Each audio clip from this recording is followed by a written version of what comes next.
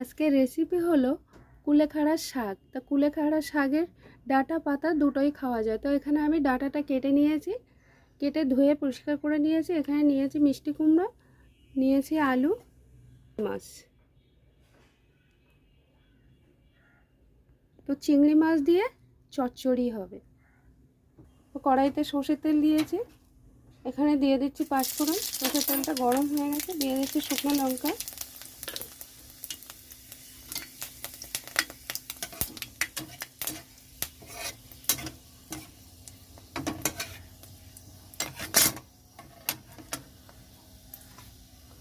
ওখানে দিয়ে দিচ্ছি চিংড়ি মাছ, নুন হলুদ মেখে রেখেছিলাম।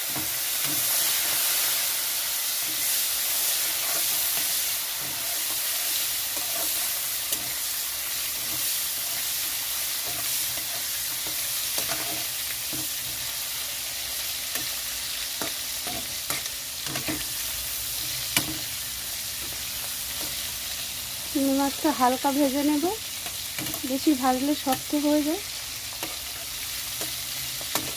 তো এটা বেশি ভাজবো না।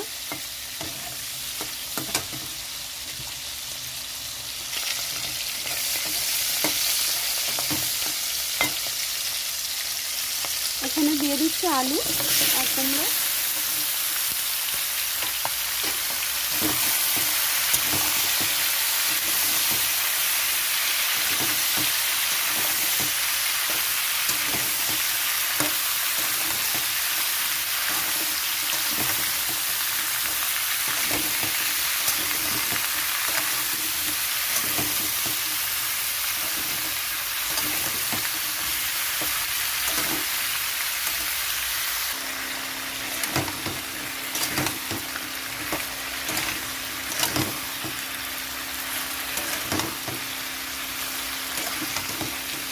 তো কুমড়ো আলুটা একটু কষানো হয়েছে, এখন এখানে আমি পরিমাণ মতো নুন দিয়ে দিচ্ছি,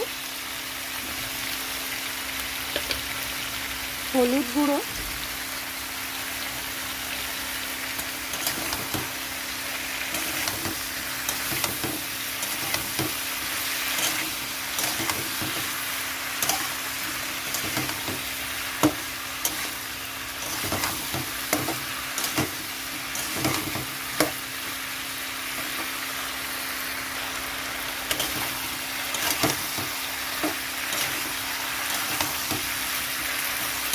নুন হলুদ দেওয়ার পরে একটু এরকমভাবে কষিয়ে নিতে হবে। তো কষানোটা হয়ে গেছে, এখানে আমি ডাঁটাটা দিয়ে দিচ্ছি।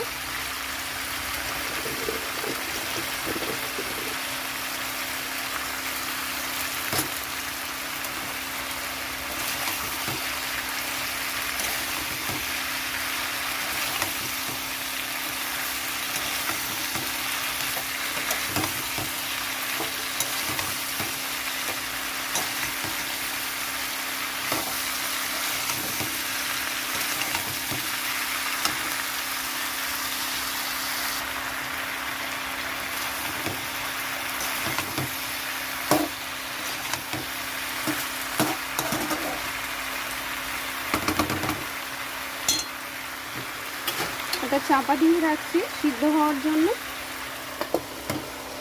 চাপাটা নামিয়ে নিচ্ছি, গ্যাসটা কমানোই ছিল, এখন বাড়িয়ে দিচ্ছি। এখানে ডাঁটাটাও সিদ্ধ হয়ে গেছে, আলু কুমড়োও সিদ্ধ হয়ে গেছে।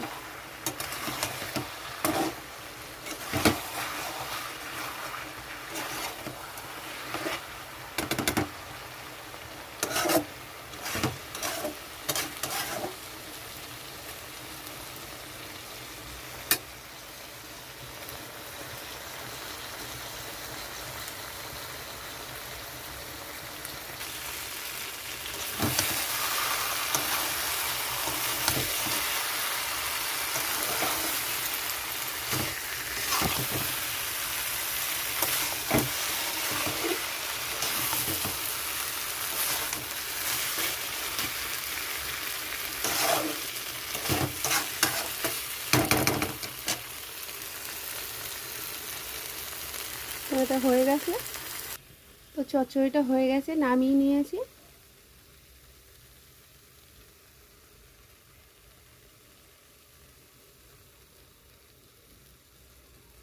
তো বন্ধুরা, কুলেখাড়ার ডাঁটার শাক আর আলু, মিষ্টি কুমড়ো, চিংড়ি মাছ দিয়ে যে চচ্চড়িটা হলো, কেমন লাগলো অবশ্যই জানাবে।